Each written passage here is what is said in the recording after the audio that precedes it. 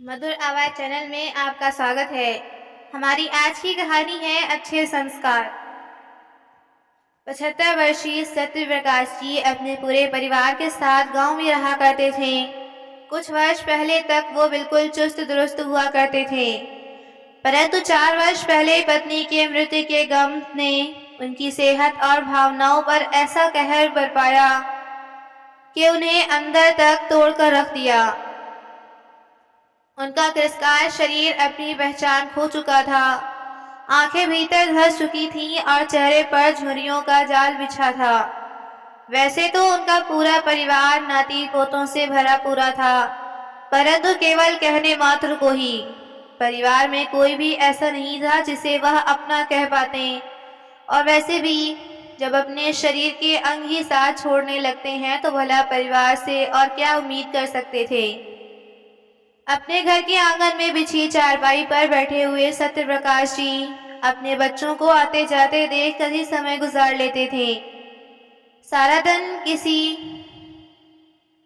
से अपना दिल का हाल बांटने का भी दिल तरसता था, लेकिन बेटा तो बेटा, नाती पोतों से भी कोई उनका पास बैठकर दो बातें करने को तैयार नहीं होता था। किसी से बात करने की कोशिश भी करते तो उन्हें दुत्कार दिया जाता।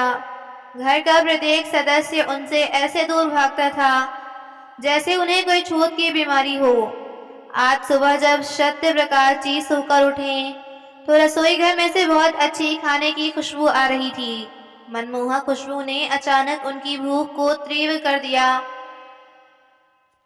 नित्य कर्म से निवृत्त होकर जल्दी से आंगन में आकर बैठ गए। उनके पोता पोती तैयार होकर स्कूल जा चुके थे।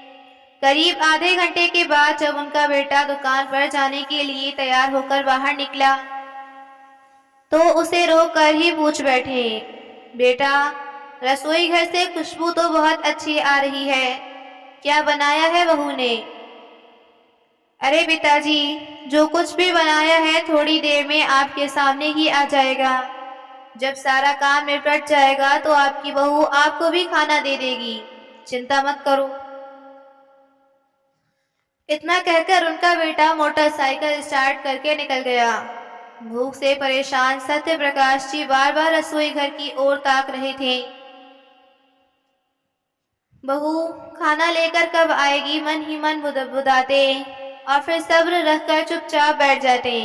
बैठे बैठे थक गए तो फिर से चारपाई पर लेट गए और आसमान की ओर निहारते हुए अपने पुराने दिनों को याद करने लगे।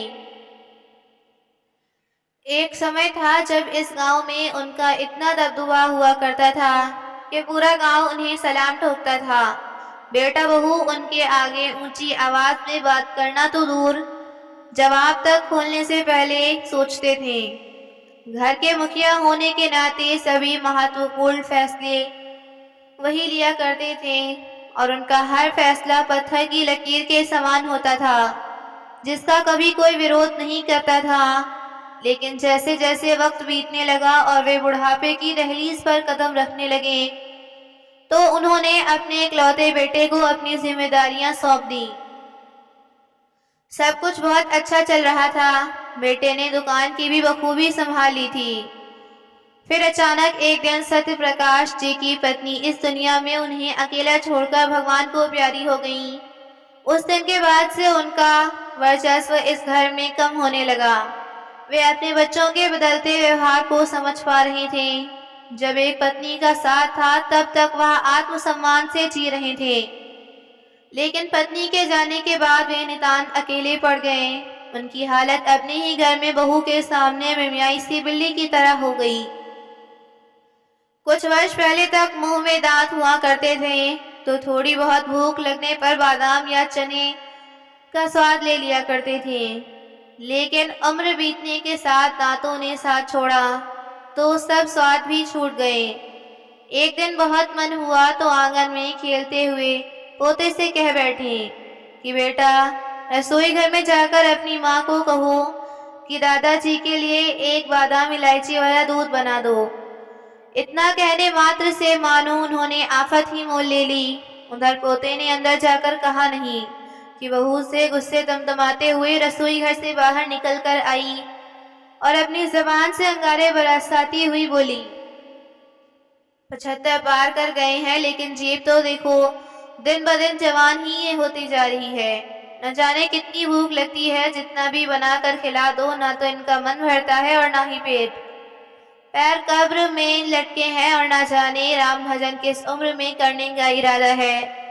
पड़ोस में रहने वाली सरिता के ससुर सारे काम कर देते हैं, दूध सब्जी भी ला देते हैं और घर पर भी छोटे मोटे सारे काम करवा देते हैं। पर यहाँ तो इतना सुख भी नसीब ही नहीं है। सारा दिन बैठे बैठे बस हुक्म चलाने के अलावा और कोई काम ही कहाँ है। जरा सी बात पर ही अपनी तलवार की धार से भी तेज जबान से बहू ने इतनी जली कटी सुनाई कि बादाम वाला दूध पीने की इच्छा ही कोसों दूर चली गई। उनका बेटा कद काठी से काफी लंबा चौड़ा था, पर मजाल कि बूढ़े पिता को कोसती हुई अपनी पत्नी की तीखी जबान पर थोड़ा सा भी नियंत्रण कर पाता हो, और यदि गलती से कभी ऐसा कुछ कर भी बैठता तो खुद ही पत्नी के गुस्से का शिकार हो जाता। आखिरकार उसे ही माफी मांगनी पड़ती। अनेकों प्रकार के प्रलोभन देखकर उसका मन आता, तब कहीं जाकर मामला शांत हो पाता और दोनों के बीच बातचीत शुरू होती। फिर तो दोनों पति पत्नी अपने बूढ़े पिता को जमकर कोसने लगते। वो आखिरी दिन था जब सत्य प्रकाश जी ने बहू से खाने के लिए कुछ मांगा था। उस दिन के बाद से तो उन्होंने अपनी जबान पर ताला जड़ लिया। कुछ सामने आ जाता तो चुप करके खा लेते, नहीं तो भूखे ही बैठे रहते। आज तो बहुत देर हो गई, बहू अभी तक खाना लेकर नहीं आई। सत्य प्रकाश जी अब सोच ही रहे थे कि उनकी बहू रजनी एक हाथ में खाने की थाली और दूसरे हाथ में पानी का ग्लास लेकर बाहर आई और उनके सामने रखकर वापस अंदर चली गई। खाना देखते ही बहुत देर से भूख से बेहाल बैठे सत्य प्रकाश जी जल्दी जल्दी से खाना खाने लगे। हालांकि जिस खाने की खुशबू रसोई घर से आ रही थी, वैसा कुछ भी उनकी थाली में नहीं था। केवल 2 सादी रोटी के साथ रात की दाल थी, लेकिन भूख इतनी तेज थी कि वह खाना भी उन्हें 56 भोग से कम नहीं लग रहा था। सत्य प्रकाश जी अपने जीवन से तंग आ चुके थे। मन ही मन बुदबुदाते हुए विचार करने लगते कि वाकई बुढ़ापा तो साक्षात नर्क का द्वार है। मालूम होता है कि नर्क की ओर जाने वाले सभी रास्ते बस यहीं से होकर निकलते हैं। बूढ़े होते शरीर में ना तो वो पहली वाली ताकत रह जाती है और ना ही अपने घर में एक फूटी कौड़ी जितना भी कीमत।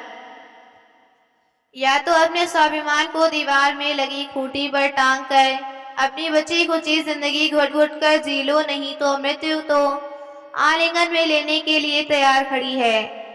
सत्य प्रकाश जी कभी अपने बुढ़ापे को कोसते तो कभी बदलती हुई परिस्थितियों को कोसते। इसके अतिरिक्त भला कर भी क्या सकते थे। थोड़ी थोड़ी सर्दी की शुरुआत हो रही थी तो बदलते मौसम के साथ उन्हें खांसी छिड़ने लगी। एक दिन सुबह के समय उन्हें इतनी खांसी छिड़ी कि बेहाल बेहाल होने लगा। बेटा, इस खांसी ने तो बहुत परेशान कर रखा है, ऊपर से दमा का मरीज हूँ, लेकिन पम भी खत्म हो गया है। आज मुझे डॉक्टर के पास ले चल, कहीं तबीयत ज्यादा न बिगड़ जाए। अपने बेटे को बुलाकर सत्य प्रकाश जी ने कहा तो उसी समय उनकी बहू तेजी से कमरे से बाहर आई और बोली, अरे वह सब बाद में करना, मेरे पिताजी की तबीयत ठीक नहीं है, इसलिए आज हमें वहां जाना है, जल्दी से तैयार हो जाइए। कहते हुए रजनी कमरे में चली गई। अपनी पत्नी के खिलाफत करना तो बेटे के स्वभाव में ही नहीं था। पिताजी, अभी हमारा जाना बहुत जरूरी है, आपकी दवाई मैं कल लाकर दे दूंगा। ऐसा कहकर उनका बेटा अपने कमरे में चला गया। थोड़ी ही देर में बेटा अपनी पत्नी और बच्चों को लेकर अपने ससुराल जाने के लिए रवाना हो गया। सत्य प्रकाश जी आश्चर्यचकित हुए बस उन्हें देखते ही जा रहे थे। रह रहकर खांसी छिड़ती मगर कोई सुनने वाला कहाँ था। आंगन में खाट पर लेटे हुए थोड़ी देर आंख लग गई तो खांसी में भी कुछ आराम आ गया।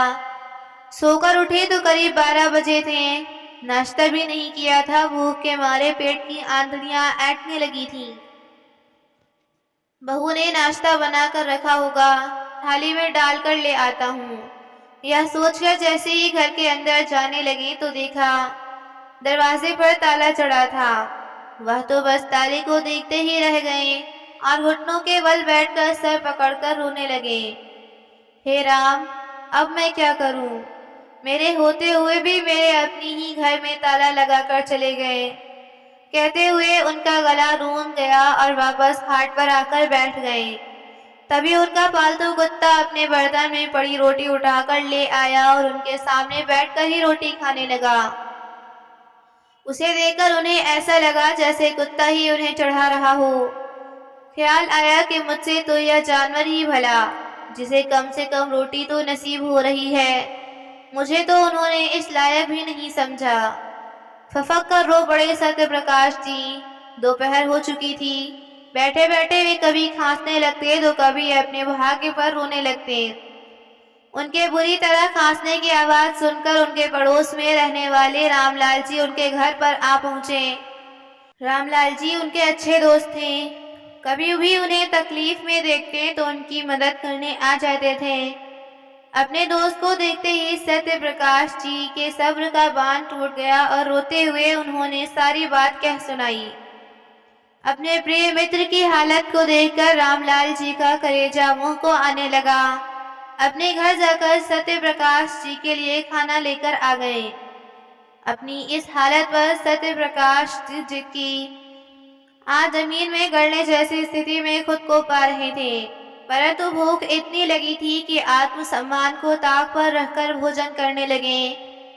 थोड़ी देर उनके पास बैठकर हालचाल बांटते रहे।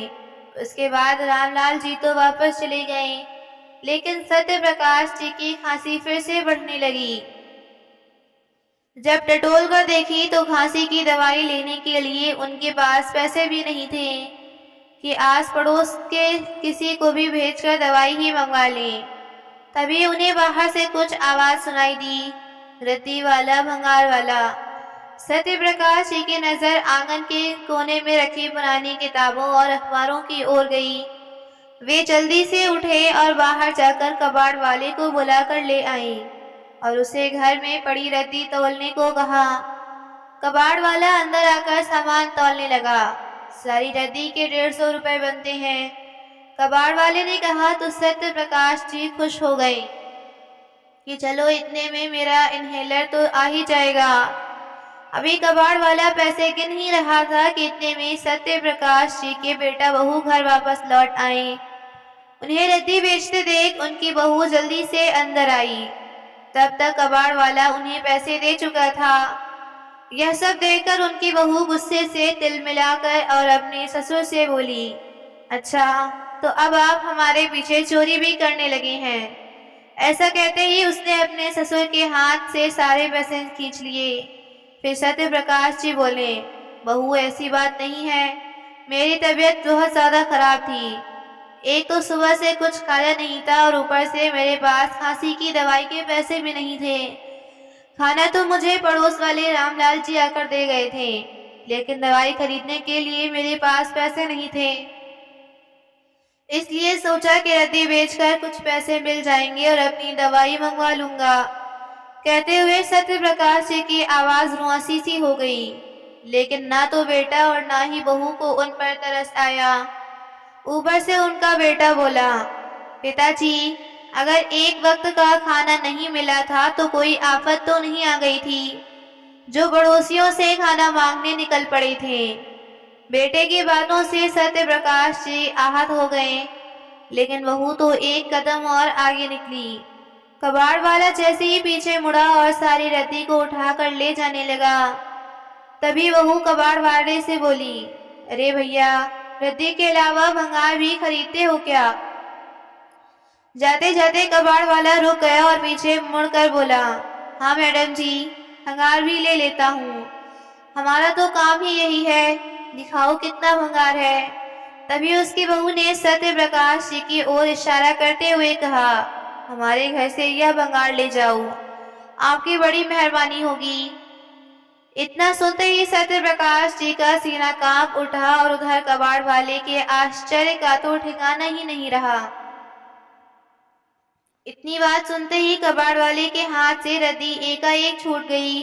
वह कभी हैरानी से लाचार होकर खड़े सत्य प्रकाश जी की ओर देखता, जिनका चेहरा मायूस, उदासी और झुर्रियों से भरा हुआ था, तो कभी उनकी बहू की ओर, जो अंगार उंगलती नजरों से सत्य प्रकाश जी को घूरती ही जा रही थी।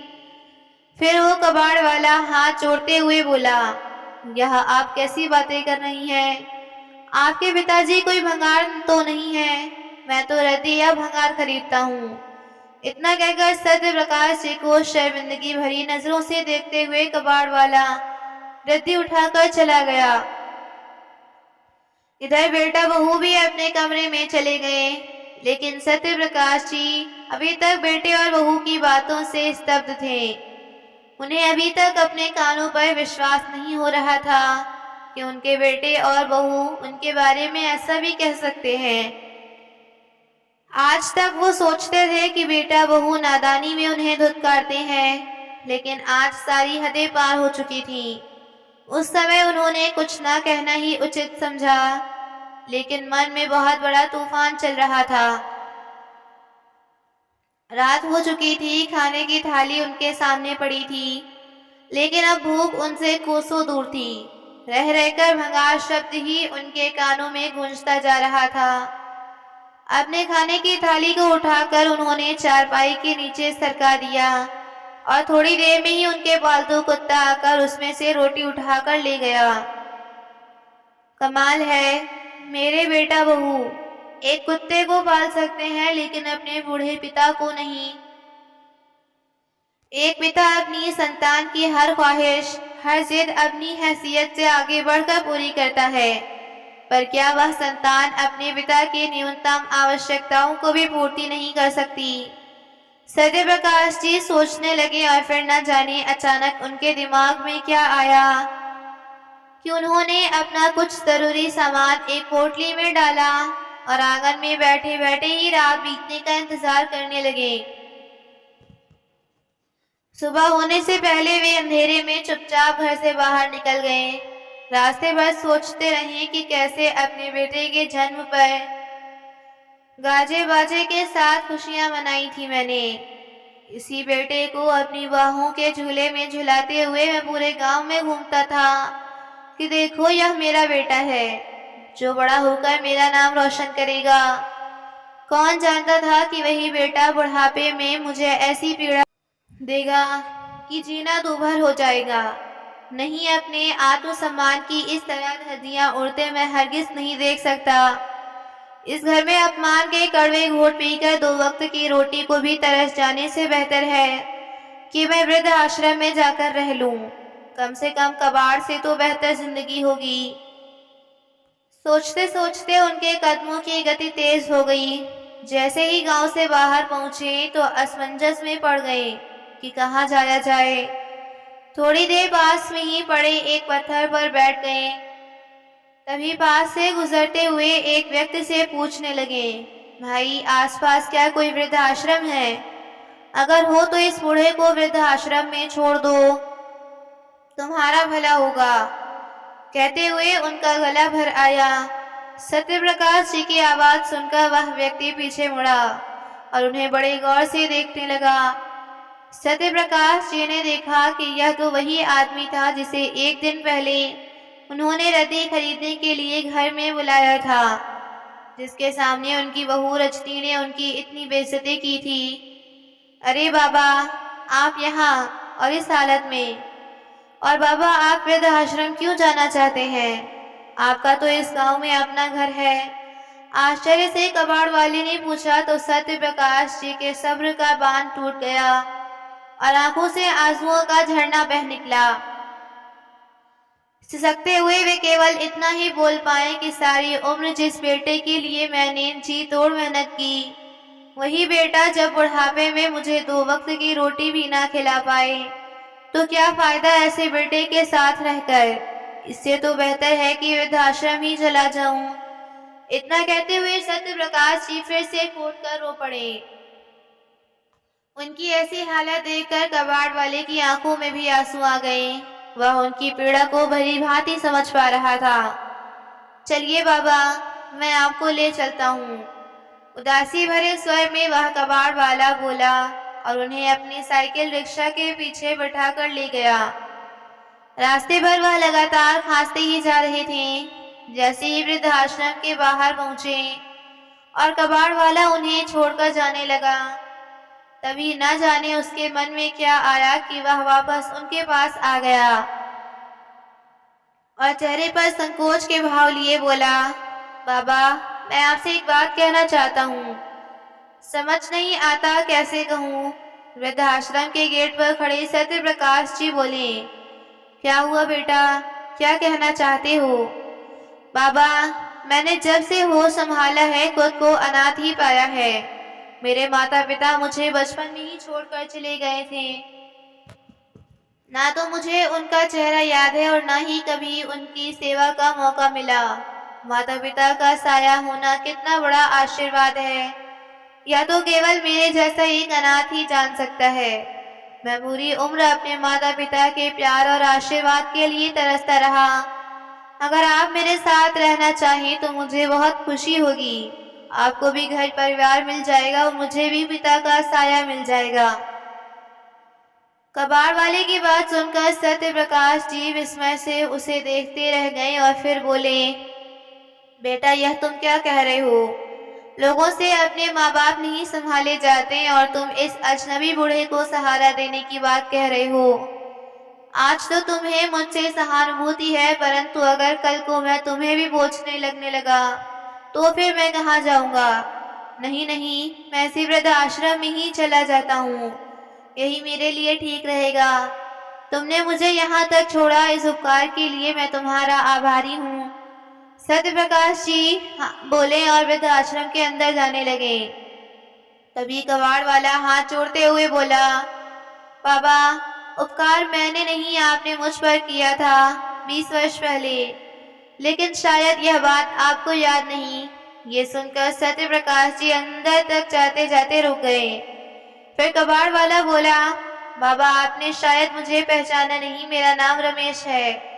जब मेरी उम्र 10 साल की थी तब मैं भीख मांगा करता था। मुझे भीख मांगते देख आपने मुझे अपने पास बुलाया और समझाया कि भीख मांगना कोई अच्छी बात नहीं होती। एक इंसान को जीवन में आत्मसम्मान से जीना चाहिए। ऐसा कहते हुए आपने मुझे 1000 रुपए दिए और कहा कि कोई भी छोटा मोटा काम शुरू कर लो, भले ही थोड़े में गुजारा करना पड़े, लेकिन कभी जीवन में भीख मत मांगना। और बाबा, आप नहीं जानते कि आपकी उस सीख ने मेरा जीवन ही बदल कर रख दिया। आज मैं जीवन में इज्जत से जी रहा हूँ तो केवल आपके कारण। बाबा, एक बार मुझे अपनी सेवा का मौका दीजिए। तभी सत्य प्रकाश जी ने मुस्कुराते हुए उसके सिर पर हाथ रखा और आशीर्वाद देते हुए उसे अपने सीने से लगा लिया और उसके साथ उसके घर की ओर चल पड़े। घर पहुंचकर रमेश ने बाबा को आंगन में रखी खाट पर बैठाया। वह जल्दी से अंदर गया और अपनी पत्नी और बच्चों को बाहर आंगन में बुलाकर ले आया। वे सब उन्हें देखकर हैरान थे। तो सत्य प्रकाश जी से मिलवाते हुए रमेश कहने लगा कि यह मेरे बाबा हैं। इनके मुझ पर बहुत एहसान है और आज से ये हम लोगों के साथ ही इसी घर में रहेंगे। फिर उसने अपनी पत्नी सुनीता को बाबा के लिए चाय नाश्ते का इंतजाम करने को कहा। कुछ देर बाद रमेश अपनी पत्नी के पास रसोई घर में आया और उसे सत्य प्रकाश जी की सारी कहानी बता दी। उनका सारा किस्सा सुनकर रमेश की पत्नी को भी बहुत दुख हुआ। तभी रमेश ने कहा, सुनीता, बस एक चीज का ध्यान रखना कि बाबा को इस घर में कोई तकलीफ नहीं होनी चाहिए। रमेश की पत्नी सुनीता बहुत संस्कारी थी।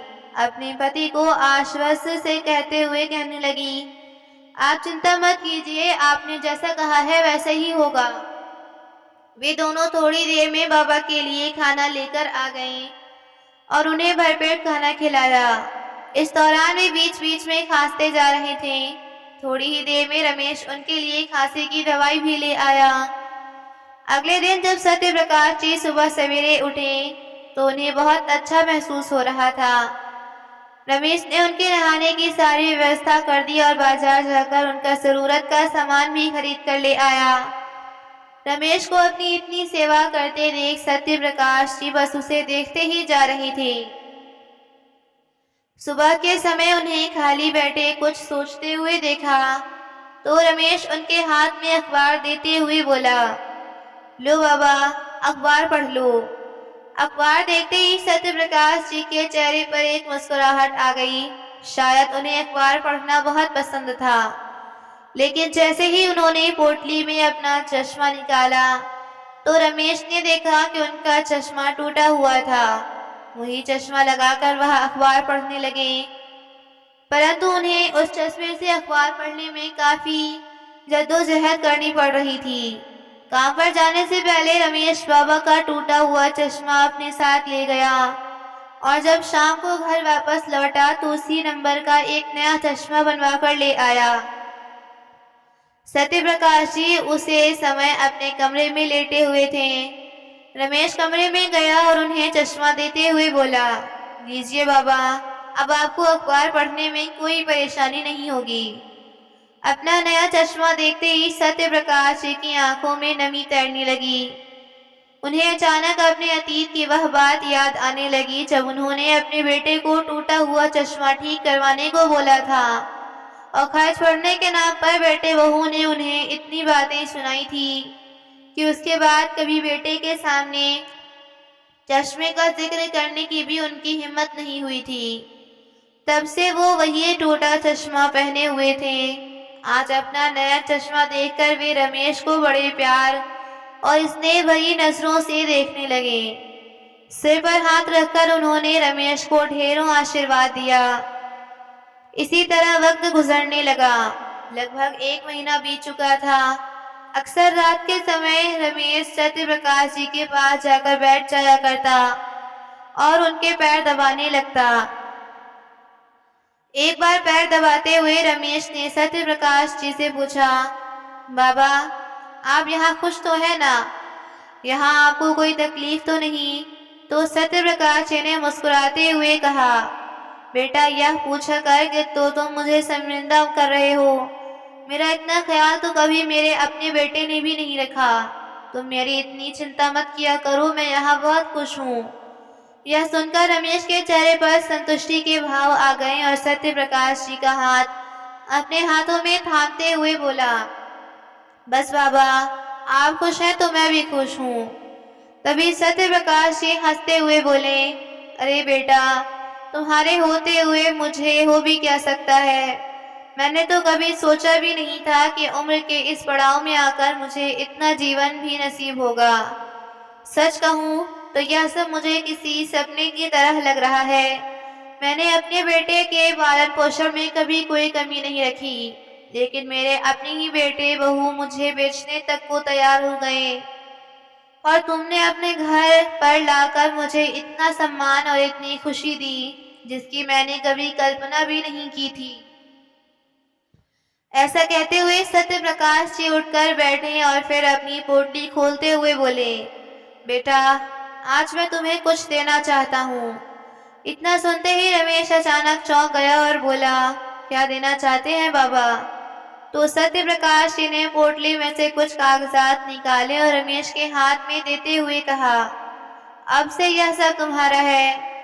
तो रमेश ने हैरानी से बोला, यह क्या है बाबा, और यह आप मुझे क्यों दे रहे हैं? तो सत्य प्रकाश जी बोले, बेटा, यह मेरे घर और जमीन के कागज हैं।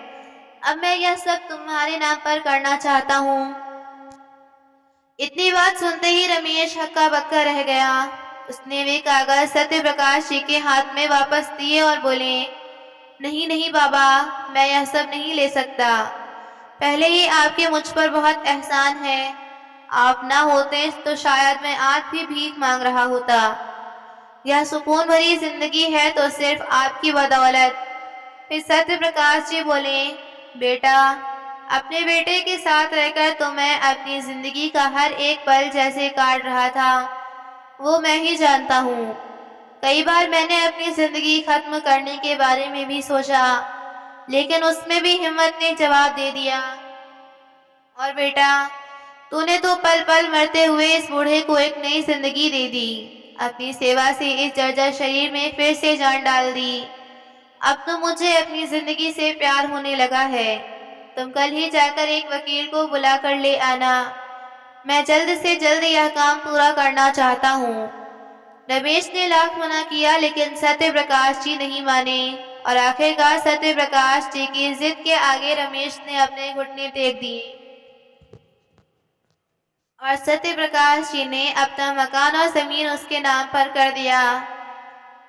सत्य प्रकाश जी के बेटा और बहू को कोर्ट की तरफ से मकान खाली करने का नोटिस भेज दिया गया।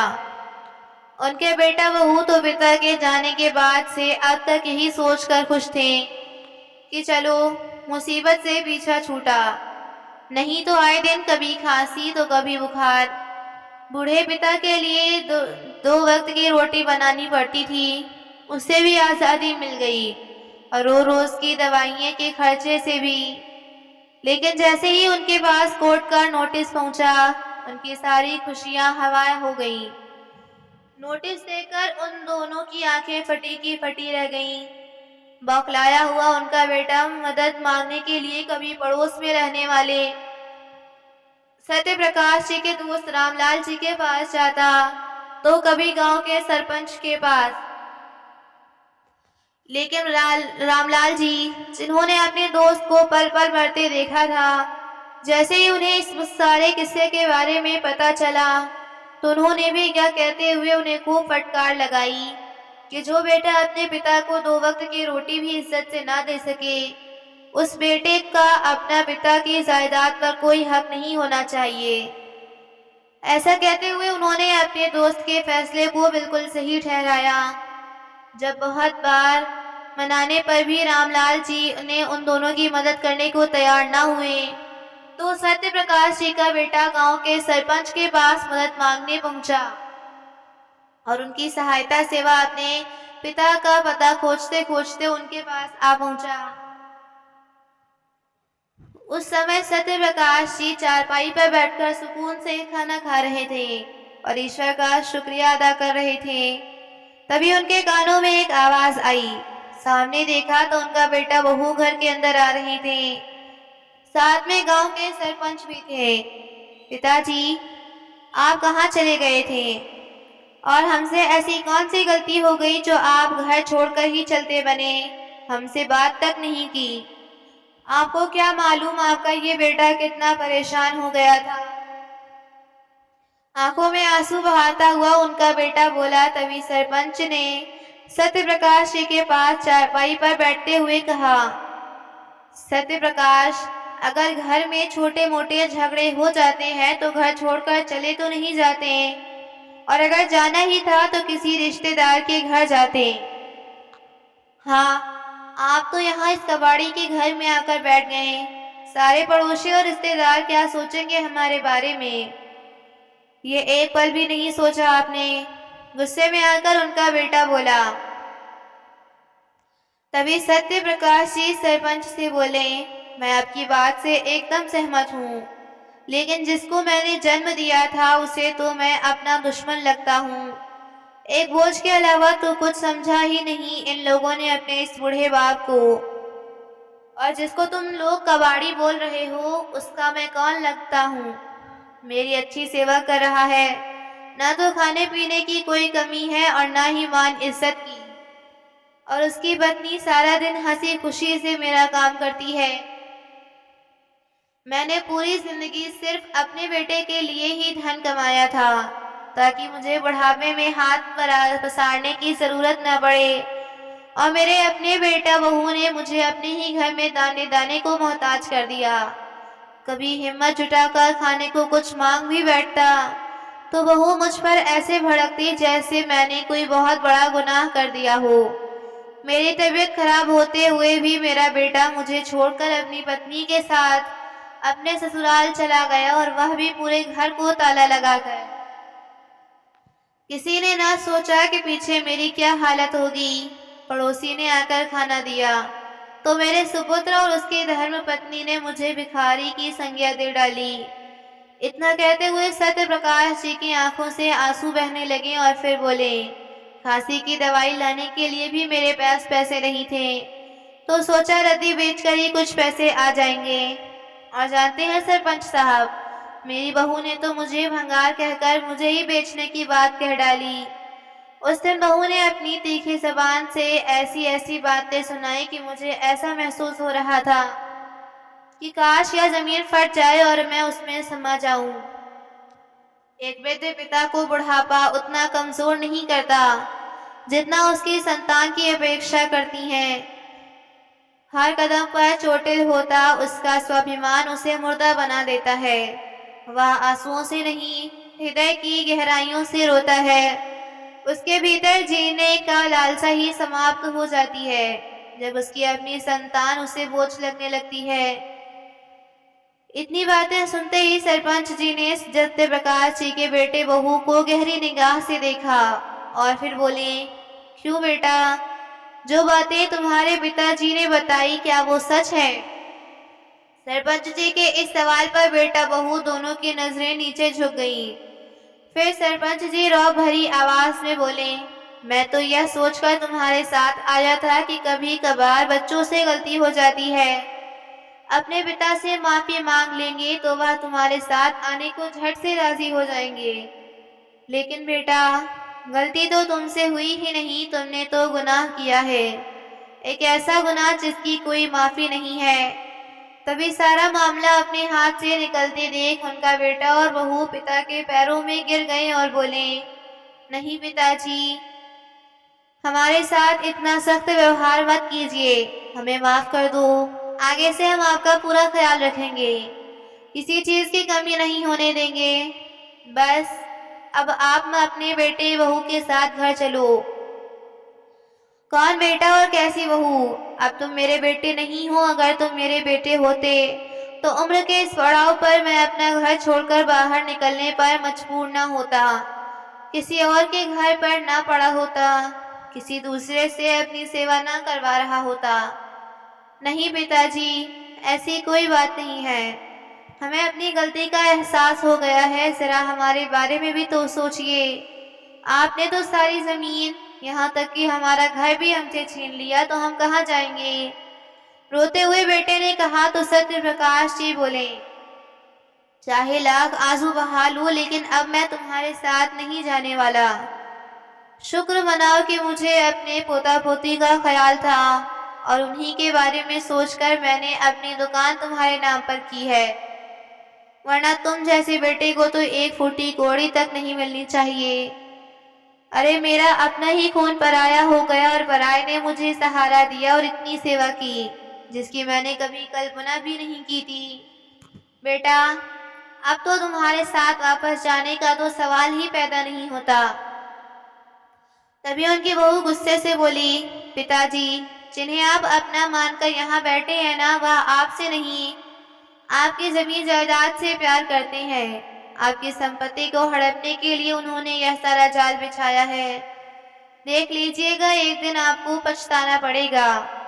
उसी समय रमेश, जो सारी बातें दूर खड़ा सुन रहा था, उनके पास आया और बोला, बाबा, आपकी जमीन जायदाद में से मुझे एक फूटी कौड़ी भी नहीं चाहिए। ऐसी जमीन मेरे किसी काम की नहीं। मैं भले ही कबाड़ का काम करता हूँ, लेकिन फिर भी मेरे पास इस घर में किसी चीज की कमी नहीं। कमी थी तो सिर्फ बुजुर्गों के आशीर्वाद की, और आपके आने से वह कमी भी दूरी हो गई। ऐसा कहते हुए रमेश की आंखें नम हो गईं। इतनी बात सुनते ही सरपंच जी उठ खड़े हुए और बोले, सत्य प्रकाश, जो फैसला तुमने लिया है वह बिल्कुल सही है। अगर बेटों के होते हुए माँ बाप को यह दिन देखना पड़े तो फिर क्या फायदा ऐसे बेटे होने का। मुझे यकीन है कि तुम यहाँ बहुत अच्छे से रहोगे। ऐसा कहकर सरपंच जी भी वहां से चले गए और बेटा बहू को भी मुंह लटकाकर वापस लौटा आए। कानूनी कार्रवाई करते हुए सत्य प्रकाश जी ने अपना मकान और जमीन जायदाद अपने कब्जे में ले ली और भारी मन से बेटे बहू को वह मकान खाली करना पड़ा। अब वो किराए के मकान में रह रहे थे। दुकान का काम भी एकदम ठप हो चुका था। यह शायद इसी बात का संकेत था कि जिस बेटे ने अपनी जन्म देने वाले पिता की कद्र नहीं जानी, उसे भला भगवान कैसे सुखी रख सकता था। अब वे दोनों अपने किए गए कर्मों के लिए हर पल पछता रहे थे। सत्य प्रकाश जी हंसते मुस्कुराते अपने बेटे रमेश के साथ रहने लगे और रमेश ने अपने वचन के अनुसार उनकी खूब अच्छे से सेवा की। तो दोस्तों, आपको यह कहानी कैसी लगी, लाइक कमेंट करना बिल्कुल ना भूलें।